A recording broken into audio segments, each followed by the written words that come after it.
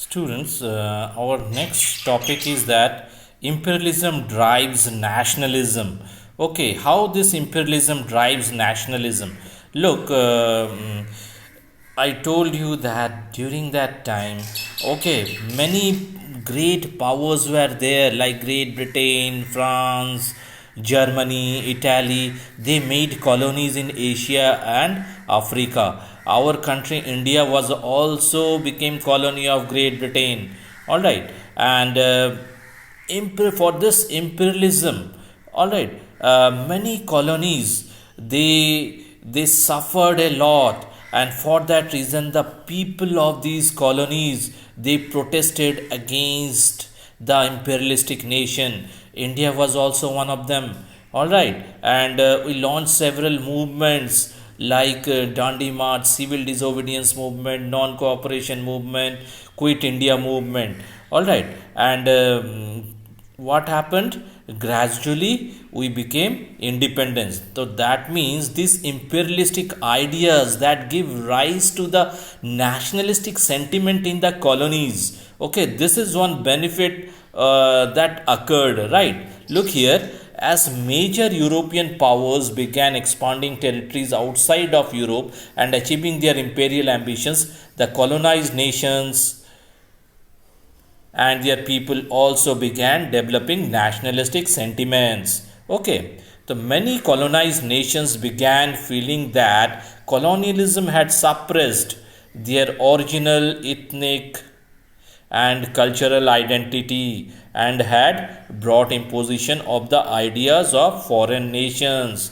That means many imperialistic nations were there. Okay, they made their language as an official language.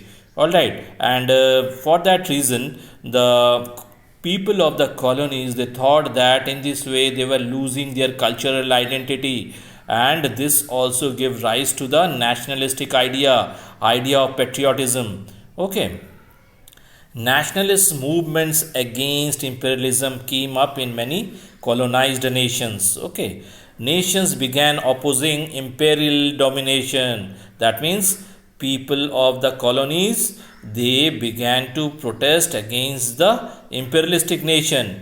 Each nation developed its own basis of nationalism. All right. In this way, nation state came to be accepted as a universal idea. All right. Look here. In Europe, first, plenty of diversity was there. But after the Industrial Revolution, when middle class came into existence, they gave the theory of the nation state. All right. And after this nation state, we have seen that in many regions of Europe, okay, a nationalistic sentiment rose, and this was the result that Italy became united, Great Britain became united, Germany became united, okay, France became constitutional monarchy. All right, when these nations became independent, all right, and due to this extreme feeling of nationalism, they began to follow the policy of imperialism.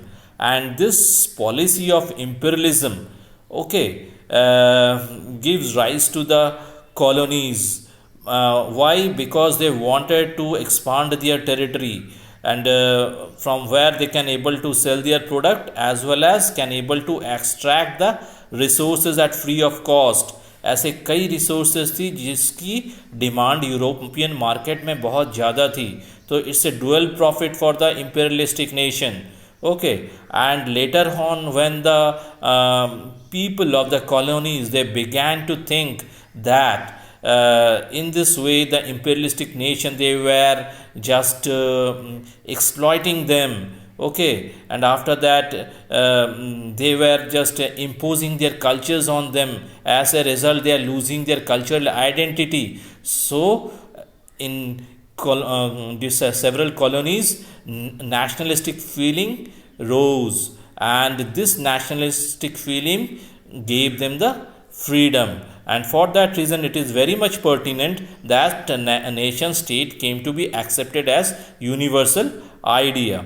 And students, If you have any problem in this topic, please call me, and whatever worksheet I am giving it to you, please do it and show it to me. Thank you, students.